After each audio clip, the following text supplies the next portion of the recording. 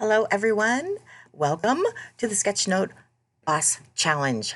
Um, so excited. We're on day 13. Oh my gosh, this is just flying by. Oh, how you doing? How you doing? How you keeping up with it? So just let me know how you're thinking, what you're feeling in the Facebook group, or send me an email. Anyway, just love to know how we're doing. Am I going too fast? Am I getting too hard too fast? Anyway, just love to know your thoughts. So today is day 13. Easy for me to click. There we go, day 13. And got a couple of challenges. But before we get started, I wanted to talk about having a place. And I got to tell you, maybe right now, this is on my radar screen because I don't have a place. You should see, like, I'm not going to, maybe tomorrow I will take a picture of this hot mess of this place, of, these piles. I had a place. I think it's really important you have a place for quiet time. And I had a great place for a while, but then we started to redo our bathroom. So now I have a sink sitting in front of my place and I can't get to it. So I'm trying to use this place or that place, and just I'm constantly having to grab my supplies, and it's just really hard for me to have consistent quiet time.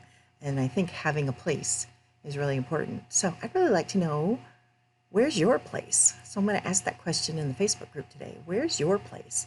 Um, and maybe you can give me some inspiration on maybe getting a place for me. So anyway, so I'm looking around the house trying to figure out what might work for me.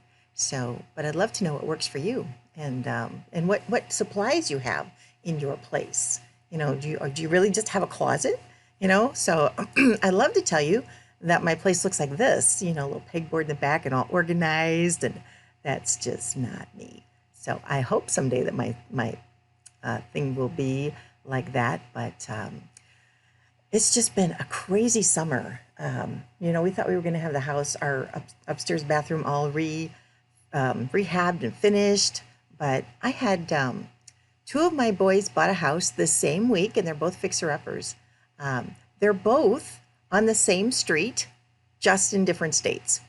So one son bought a street on Orchard Lane in St. Charles, Missouri, and another one bought a house on Orchard Lane in Troy, Illinois. So they're about an hour apart. So they're both fixer-uppers. So we've been spending a lot of time running back and forth trying to support the kids, trying to get their houses inhabitable. So anyway, so hopefully when we get past that, I can get back to getting my bathroom finished, getting the sink out of my quiet time space, and getting back to regular quiet time. So anyway, I'd love to know what you guys are doing. But I just think it's really important because when I have the space, I am so much more consistent versus trying to find an inch and find a quiet place.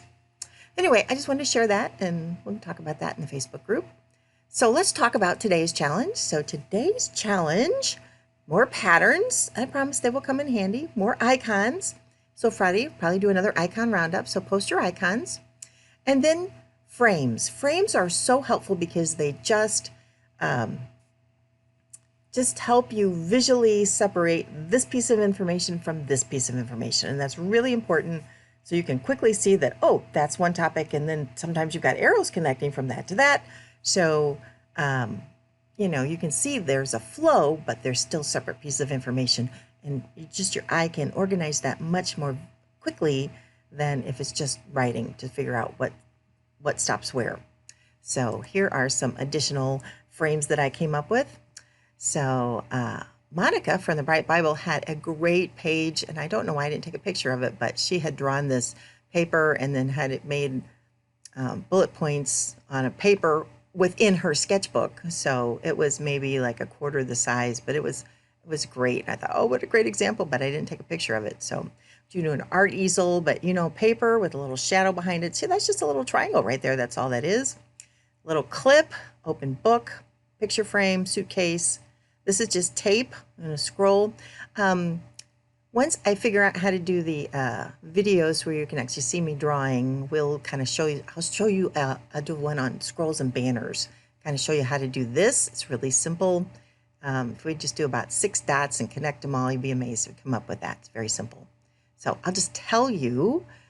First, we're going to do 4 dots. Make the box. You can make it curved or not.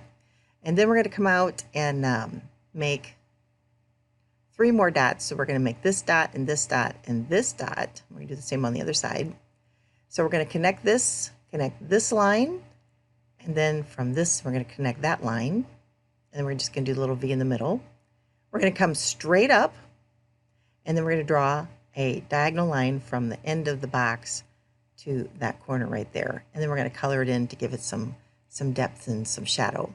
So I know that may like, what, you know what, that, so, you know, just stay tuned, and I will actually demonstrate it as soon as I can figure out the whole video thing with, you know, positioning the camera. This video stuff is not easy, so thanks bearing with me. These are not perfect videos, but I hope you like the content. That's what's important. So all right, and then the next thing that I asked you to do was draw items on your shopping list, things that you've recently purchased, you know, and just giving a moment to give thanks, because every good thing comes from Him. Everything we have is His, and we are just stewards of what He has given us. So we need to be good stewards, and good stewards with the money that He gives us. So what did you buy? And so this is a great way to practice our icons and our gratitude at the same time. So this is what I came up with. So I did this the week that I went up to the Ultimate Bible Journaling Retreat, and I realized I forgot my jeans. I didn't pack a towel. It was kind of a hot mess. So I had to stop and buy some jeans, and then I just kind of like Perrier, so I bought a bottle of that. And then I kept giving all my crock pots away, and so then my husband had also, interesting, I had a retreat in Michigan, he had a retreat in Kansas City, so he needed to take the crock pot, so he ended up having to go buy another crock pot. And of course, Mansalona is like 9 hours away, so I bought gas a couple of times. So that was my list of the things that I had bought in the past couple of days, and just took a minute and just thanked the Lord for all those particular things that He allowed me to buy, and asked Him to make sure that I was a good steward of all the money that He gave me. So can't wait to see your list. Yep, that's right. We're done. And anyway, just hang in there. You guys are doing great. I love what I'm seeing.